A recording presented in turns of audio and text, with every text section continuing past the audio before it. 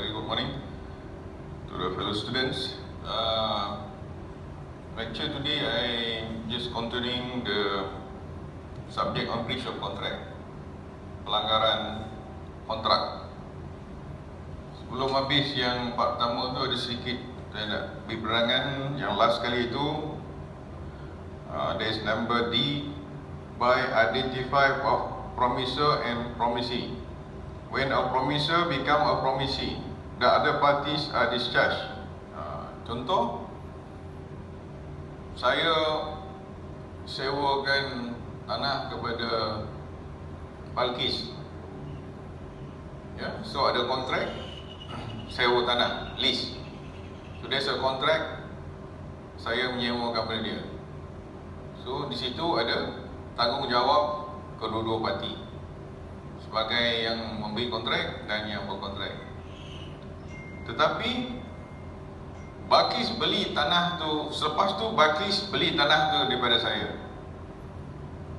So bila dia beli tanah tu daripada saya, when she bought the land from me, so the contract of lease has been discharged, ataupun kita panggil extinguished, ataupun telah tidak terpakai lagi. Sebab sebelum dia beli tanah tu pada saya, myself and Balkis have to settle the lease agreement. So this way here we come says that when the promisor become the promisee. Tadi Balkis is the promisor. Balkis is the promisor to pay me the rental atau lease. Bila kita sewakan tanah, we call lease. Kalau kita sewakan rumah, we call rental. There are two different, you all must understand as a student on the law subject. When you rent a house, sewa rumah, we call rental. Bila kita sewa tanah, we call lease. So dua perkataan ni you must understand. In the exam when we ask what is the difference between rental and lease agreement, you have to explain. Maybe short question or part of the question we may ask you. So now Balkis already bought the land. So before he bought the land from me, we have to settle the lease agreement. If not so, pun tak apa, kita sign kontrak dengan dia untuk dia beli tanah. Sebab dia tadi sebagai promisor to sewa tanah, now we sign a contract for her to buy the land. Now she own the land. So when she own the land, dia nak bayar sewa pada siapa ya? Takkan dia nak bayar sewa pada dia kan? So that's why here we say, when the promisor, in this situation is Balkis, become the promisee. Dia the owner of the land now. So dia dah tukar jadi promisor, dia dah jadi promisee. So that's what we mean here. When the promisor become promisee, other parties are discharged. Jadi agreement yang pertama menyewa tadi telah terbatal. So that is what I want to explain. The last one itu tak ada masa kan. Okay, now we continue in your slide number 6, breach of contract. Breach of contract means failure or refusal by the parties to perform their respective promise. This is now the actual subject that on this topic iaitu breach of contract, pelanggaran kontrak. Yang sebelum tadi banyak kita bincang yang kontrak telah selesai ataupun kontrak telah disempurnakan.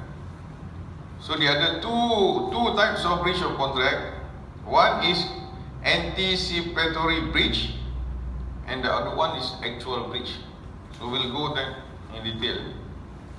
What is anticipatory breach? It's a breach occurs when a party demonstrate its intention to break the contract. Saya tadi, contohlah saya berkontrak dengan Balkis, tetapi apa terjadi? Dia tak nak bayar sewa.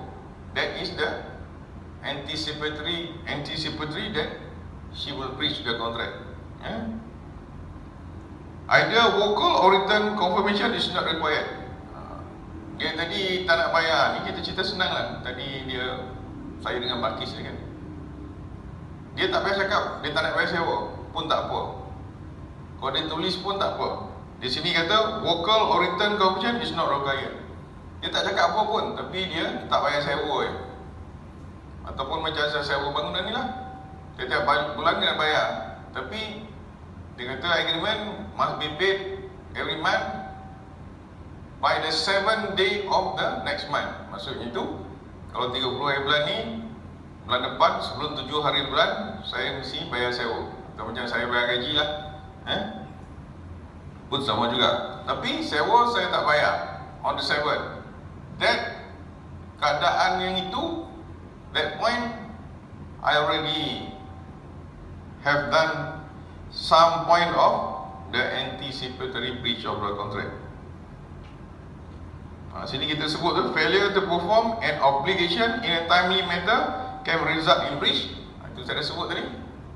If I say I must pay the rental before 7, I didn't pay my obligation in the timely manner, so it result in the breach. By declaring that anticipatory breach, the counterparty may begin legal action immediately rather than waiting until the contract terms are actually broken. Katalah saya sekarang ni saya buat bangunan ni, saya berkontrak, I'm contracting to rent this building, but by the 7th of the month I don't pay the rental, I have done an anticipatory breach of contract. So the owner of the building no need to wait so long. They can now proceed legally, either to go to the court, ask for specific moment for me to pay, or they may give a letter notice for me to get out of the building. Here, by declaring anticipatory breach, the counterparty, okay. Contoh ni, sini have a contoh. Okay, we take this example. Rajesh agree to marry Santa. You student belum kahwin, now you agree to marry another person. Before the marriage, Rajesh heard that Santa going to marry Sudarman. So, apalah, I am not married lah, senang. I want to marry B.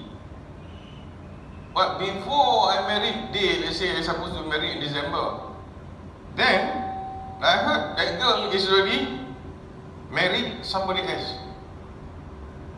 So the person has, the girl just now has done an anticipatory breach of contract to marry me.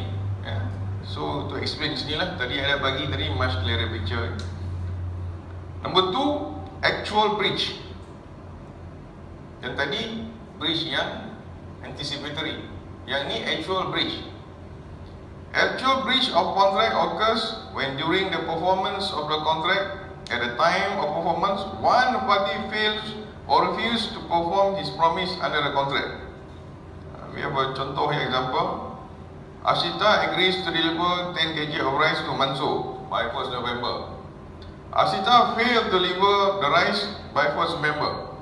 This actual breach of contract by Ashita. Contoh lah, you kata nak beli kereta, you want to buy a car, you besok dah kerja buy a car. So the car seller, car shops ataupun yang jual kereta tu say that okay, I will deliver the car for you by 1st November. By 1st November, dia tak deliver, so the car seller has already breached the contract. Simple as that lah. This is actual breach, yang tadi anticipatory breach. So two different thing. Yang actual breach ni senang nampak. Anticipatory ni kita kena see what the circumstances happening, then only we can see there's an anticipatory breach of contract. Okay, tu tadi Demja. So what are the remedies for breach of contract? Apa yang boleh dibuat if the contract is breached? Either anticipatory or actual breach. So when there is a breach of contract, aggrieved party can take the following remedies. You know what mean aggrieved party? So please check the dictionary, what is aggrieved party. But simple term, aggrieved party orang yang tidak mendapat faedah daripada kontrak. Contoh, I want to buy the car. Now the car have not delivered, so the actual contract. So I am the aggrieved party. Tolong faham ya. I am the aggrieved party. Berarti yang menerima kesan daripada kontrak daripada pihak dia. So what you can do? Okay, nombor 1. Okay, we have 5 there. We go one by one. There's an explanation. Rescission, number 1, rescission of contract. So when there's a breach of contract by one party, the other party can rescind the contract and is free from all obligation of under the contract. Example, A agree to deliver 10 kg of rice to B, and B promised to pay the price same day. A does not deliver the price to B, B don't need to pay. Katalah macam tadi, yang first step lah, the agreed party tadi, he's supposed to send the car to me, contract obligator. Now he didn't send the car. When he send the car, what I have to do? I have to pay the money. Now he didn't send the car, I don't pay the money. So there is both party macam tu, we call it just a rescission of contract. Kedua-dua kontrak ni terbatal sebab terms and condition tu tidak terlaksana. They supposed to send the car, they didn't send, and I didn't pay the money. So both party agree that this contract is rescission. Batal, habis, tak payah buat apa-apa. 2. One alternative, when there's a breach of contract. Ingat ya, breach contract ada dua, anticipatory dengan actual breach. Remember that two things. When we ask you a question, please explain what is anticipatory breach of contract. What is actual breach of contract? Please keep that in your question list that we may ask. So number 2, quantum merit. Mean as much as earned. It's not only obligation to created by law, it's not that contractual remedy. Such obligation arise and the person claim payment on the following cases. When work is done or goods supplied without any contract. When an original contract has been terminated, breach of contract by one party. Okay, let's see the example. C appointed MD as a company. The contract was void because directors who appointed C were not qualified. C sued for remuneration. Held, that means held ni keputusan mahkamah that C entitled to remuneration. Okay, macam ni lah. Ambil sini. That's why I say I always like to put example here. Senang you nak nampak. I cakap MD semua tu, you can faham kan? You're not outside. Here very simple. I appoint Balkis as a lecturer. Oh sorry, the college appoint Balkis as a lecturer. Tapi yang appoint Balkis ni Jannah yang bagi surat. He's the one who give a letter to appoint Balkis as a lecturer here. But then Jannah ni Balkis pun datang mengajar lah 1 month. After 1 month, she asking her salary. Then we check with the human resources, check with me, the college check with me, they say, oh, where is the letter appointment of Balkis? Because they can't have to pay them the salary. Then check, see the letter is from Jannah. Jannah have no power to appoint Balkis as a lecturer. The only power can appoint the lecturer is the CEO of the company. Ketua eksekutif yang menjalankan company, menjalankan college, dia have the power to appoint or to sack or terminate the staff. So in this case, what happened? Surat kita check, tak laku. It's not. Kalau Balkis nak pergi mahkamah pun, kemungkinan the court says, sorry, this letter is not valid. Sebab Jannah have no power to appoint. So what we do to settle the thing, even if we go to the mahkamah, to the court, they say pay the 1 month salary to Balkis, Balkis take and go. So that situation we call it quantum merit. Bagi apa yang dah dilaksanakan. Contohlah, simple, it can be a house, somebody paint your house, suddenly they go and paint, you suruh paint the house, then they run away, they tak ada duit nak complete the house. So what happen? You can pay just the part of yang dia cat rumah tu je, not the whole house. So that part you pay based on the not completed work, we call it quantum merit. So when you pay, there's no contract and there's no further action. Sebab macam kes tadi Balqis, dia pun tak boleh pergi mahkamah sebab surat tadi is not valid. She can go to the court to ask, but chances she not win. So normally the court will advise, pay a quantum merit, bayar apa yang telah kerja yang telah dibuat. So there's one way settle the breach of the contract tadi. Third, specific performance. Specific performance is a long explanation, but I make it short. Okay. Sekarang I nak jual satu rumah pada Nurul. But Nurul said, hey, your house tak cantik, ada lubang tu, lubang sini, everything. You go and patch up, paint it nicely, I will buy the house. Yeah? Now, I already repair back the house, already painted, all make good the house. She said, oh, I tak jadi beli your house. So, what I can do, I can go to the court, ask the court to give a court order, they call it here, specific performance to Nurul to buy my house, to compel her to buy my house. That one we call it specific performance ordered by the court. This specific performance only court can order, not me, not anybody else. Okay? I have to go to the court, ask the court to give order, which the order will call specific performance, to compel ataupun memaksa Nurul, you have to buy the house because you already agree. If I paint the house in everything, you buy the house. Okay. So what happened if Nurul didn't buy the house? Because of the court order, any court order, you fail to comply, the court can further take action on her. Either she will be put to jail or whatever, depend on the court. So normally orang takut. People worry when they got specific performance for the court, they will buy the house just now. Because if they don't buy, the court will take action on her, not on me. I cannot take action on her. The court will take action on her. It depend on the court punya ini syarat. Maybe kena jail, kena fine, whatever. We don't know. That is the judge punya kuasa. So that is simple meaning of specific performance, which there is also example down there you can read. Injunction. Injunction in order of the court directing a party who commits a breach of contract either to do or not to do something. It's usually given in case of anticipatory breach of contract. Normally, injunction, not the actual breach of contract, but the anticipatory breach of contract situation. So let's see the example.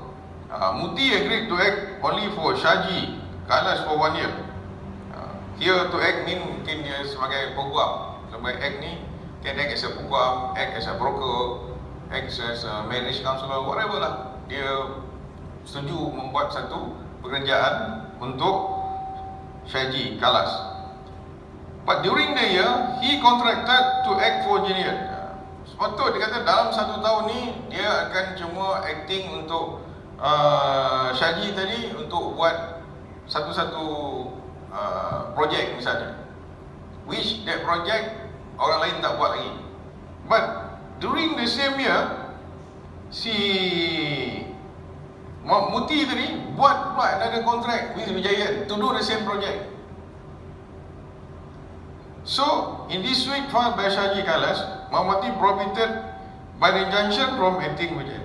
Jadi Shaji kata, you supposed to buat, katalah kita make simple lah, suppose dia ni Muti ni disuruh oleh Shaji buat a house, simple lah, buat a house, and he has to complete the house first before he can do another house dalam agreement between Muti dengan Shaji. Artinya Muti have to complete Shaji house baru can do another project. Sebab Shaji takut nanti dia buat that house, this house also, rumah dia tak siap, Shaji tak cukup orang ke, or tak cukup modal, whatever reason, we don't care. But within the same year, Muti pergi buat agreement dengan Vinayan to build, katalah Vinayan punya house juga. Jadi kontrak tadi dengan Mamuti dengan Shaji says you cannot do another house until Shaji punya house complete.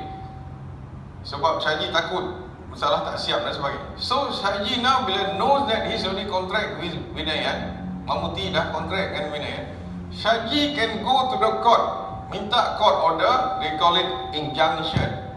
Injunction, what is injunction? Untuk menghalang Mamuti buat rumah Vinayan sehingga Mamuti complete the Shaji punya rumah. So that order we call it injunction. Order issued also by the court.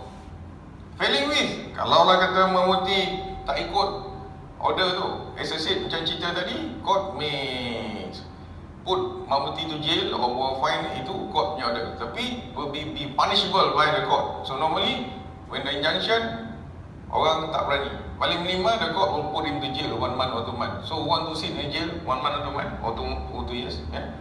So that's why the injunction is how to protect your interest, so that this Shaji will have his house completed by Mamuti within the 1 year.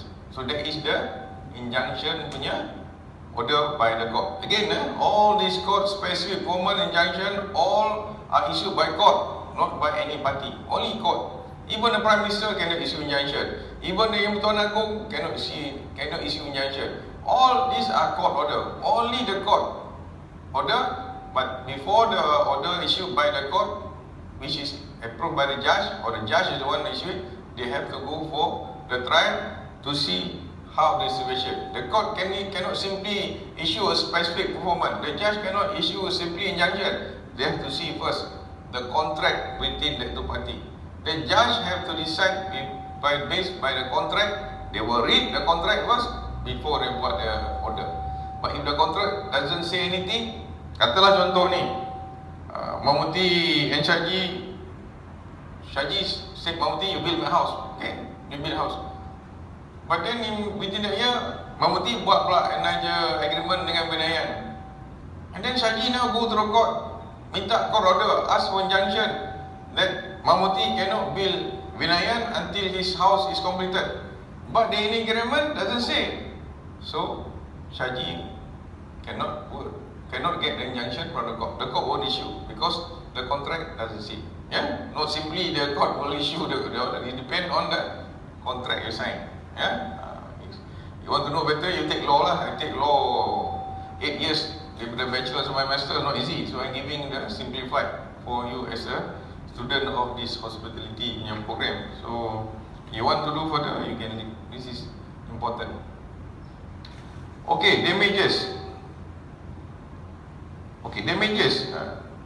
The amount of compensation awarded by the aggrieved party for a breach of contract. Tadi kita cerita aggrieved party. In a case tadi katalah I nak beli kereta, dia tak hantar kereta. So I am the aggrieved party. Because why? I nak pergi kerja sekarang tak ada kereta. I nak buat anak I pergi makan tak ada kereta. I nak hantar bini I pergi hospital tak ada kereta. So I am the aggrieved party. So what can I do? Tadi kita can say dia tak hantar kereta, I tak bayar duit, habis. Boleh juga. Tapi boleh juga, now you not happy sebab kereta dia tak hantar, you got money to pay, sebab dia tak hantar kereta, now you tak ada kereta. You nak pergi kerja, nak naik bus, you nak kerja, it's very difficult. So in that case, you boleh minta damages daripada orang tadi yang tak hantar kereta. So this is how damages are allowed. There's example there, tapi dah explain tadi very simple. Simple dia tu artinya aggrieved party tadi, orang yang tak dapat kereta in this case tadi, ya, ataupun tak dapat barang yang telah you order, sama ada you just pecahkan macam tu, dia tak hantar, you tak bayar, or you boleh ask again. You can ask the court. Tadi kita dua orang yang agree kan, tak agree tadi, okey lah habis. Tapi kalau you nak minta pampasan, damages we call it pampasan. You nak minta pampasan pada tukang jual kereta ni, I nak minta pampasan daripada tukang jual kereta ni 10,000 ringgit. He said, why should I pay you? I pun tak ada kereta, I pun tak dapat duit you. So I have to go to the court, ask for the damages. Then dia katalah I nak minta 50,000 ringgit damages because of I punya kereta tak ada sekarang, I kena naik bus, naik itu belanja semua. But the court akan kira, okay lah, Sebab kereta you tak ada semua, mungkin the court kata, okay, I award damages untuk you 20,000 daripada claim. So tukang kereta ni yang jual kena bayar 20,000 damages. Doesn't mean whatever you ask dia bagi, hakim akan timbang. Mungkin dia kata minta 50,000 pada dia pula pergi mahkamah, dia kata apalah dia nak bayar 50,000, dia pun tak dapat dia juga. Mungkin dia kata okey lah, dia sanggup bayar 5,000 misalnya kan. So I minta 50, dia nak sanggup bayar pampasan sebanyak 5,000 sebab I dah saman dia tadi, go to the court, dia pun tak nak masalah. Tapi hakim akan timbang, okey lah, maybe in between they will award 10,000 atau 20,000 for me the damages. That is what damages is about when there is a breach of contract. Contract tadi kan, dia tak hantar kereta, breach of contract lah. So any breach of contract, you boleh minta damages. Kalau dia boleh bagi you, tak apa. Kalau dia tak mau bagi, you have to ask for a court. The court will award, they call it order of damages for the party to pay. Again, dia tak bayar, the court will put him to jail or whatever the court want to do with him. Special damages. So we take, this is the normal damages, then we have special. A contract B to supply particular type of machinery to be delivered fixed, then the delivery not delivered. So B has to purchase the same from another dealer. Moreover, has to implement performing the contract with C, which has already made based on contract, and compare to make compensation to C for non-performance of contract. Ini ada lain sikit, tambahan pula. Saya buat kontrak satu rumah, I need a skylift. Macam nampak tak skylift? Kalau sudah nampak hari tu kita cat bangunan ni, they will call skylift. So I rented from the skylift tu untuk bawa ni, untuk I buat cat bangunan ni. Katalah I contract with the college, whoever lah contract with the college. So suddenly hari nak cat bangun ni, the person tadi tak ada bawa skylift. Kita bekerja semua dah ada, cat dah beli semua dah ada, and I have to complete the building this by today. Sebab besok Perdana Menteri nak datang resmikan. So cannot be lusa atau whatever, the skylift will come, I have to complete it. So oleh kerana tu, I have to go and rent another skylift from another party. But orang ni, kalau dulu skylift tu harga 6,500 satu hari punya sewa, tak ada parti sebab kita nak urgent, dia pun tekan, dia say okay, I can send a skylift, you pay 30,000 ringgit. I have to take lah, I have to take juga sebab I nak complete bangunan ni, tomorrow perasmian bangunan ni mesti nak datang. So in that case, I will ask the skylift, you have to pay me compensation because you supposed to datang, tak datang. Now I kena sewa machine kat luar 30,000, you have to pay me. Dia kata, why should I pay you? I pun tak dapat duit. Then I have to go to the court, ask for special damages untuk yang itu tadi. Dia bukan yang kontrak tadi, they call it damages. Tapi ini complicated, kita nak minta daripada orang tu, so we have to go to the court. That order, they call it special damages. Dia banyak ni cases lah, tapi situasi yang macam tu lah yang the court will order, they call it special damages, because this is it's not a straightforward breach of contract. Okay, you can read a few example of special damages punya case, then you can understand better. But if you're lazy to read, I cannot help you. As a student, have to read more. Okay. Example, punitive and punitive damages. Okay, yang ni pula, the bank disobeyed the customer order to stop payment of particular check, and the consequent another check to them has been dishonored due to indicate fund. The court added 250 as the damages to plaintiff. Ni kata macam ni lah, saya ada duit dalam bank RM50,000. Saya bayar pada supplier, I bagi check pada supplier tu, I say they need a check from me untuk supply barang-barang. Katalah apply supplier untuk supply kursi meja college, so dia pun ambil check kan, and he has to supply the kursi tu by 1 week time, kata lah. So dia tak supply, bila dia tak supply, I bagi tahu bank stop the payment, sebab I tak ambil check, it's not with me, dia dah pegang ambil check. Sebab dia kata dia nak ambil check. Kadang-kadang you dalam hidup hari-hari ni beli barang, dia kata okay, you know money, I hold a check, bagi tarikh tu kata 25 bulan, so I will send the kursi 24 bulan, 25 bulan, I terus pergi ambil duit tu kat bank, dia tak payah jumpa lagi. So sometimes kita macam tu, oh I kena pergi overseas kind thing lagi. Suddenly 24 bulan dia tak hantar kursi meja. So I instruct the bank to say that stop payment. Kalau orang tu datang 25 bulan nak ambil duit I 25,000, jangan bagi. Kita dah bagi tahu bank dah hantar surat, because kita ada hak untuk tell the bank to stop, because the check not with him I cannot get, or maybe I oversee, tak boleh jumpa dia. So no time, I just instruct the bank, bagi surat ke whatever. Bank terima my instruction, but dia pergi bayar juga orang tu punya duit 25,000. Satu hal, sebab dia tak hantar tadi 24 bulan, but I need the checks by 24, sebab Perdana Menteri nak datang rasmikan college. So I buy another check daripada another supplier. So I bagi orang tu check juga. Orang tu supply kan hantar 24 bulan, dia also pergi ambil check tu pada the next day. Tetapi bank dah bayar check ni pada orang yang tak supply tadi. I hope you can understand. The bank tadi bayar pada orang yang pertama tadi yang tak supply kursi tadi. Orang tu pergi ambil check kat bank, pegawai bank tu tak faham atau tersilap, overload, dia pergi bayar. Orang yang datang ke India ni tadi yang nak pergi ambil duit pula, bank kata duit college ni dah habis. So dia reject. Dishonored mean dia reject lah, dia tak bayar orang tu sebab duit kita tak ada. Then kita college can take this, what they call it, exemplary, punitive and punitive damages against the bank. Kita pergi mahkamah. Nombor satu, mahkamah kan, bank dah setuju supaya duit dia tak bayar, dia pergi bayar. So now bank have to pay back me the 25,000. Yang kedua, I nak minta bank bagi malu I ni, sebab bank bagi malu I ni sebab dah ada parti pergi take the money from the bank, dia tak dapat duit, dia kata oh ni college tak ada duit lah, dia cakap ini dah memalukan saya. So now I ask the bank to pay me damages. That damages we call it punitive damages, sebagai satu hak kita yang bank dah buat memalukan tadi.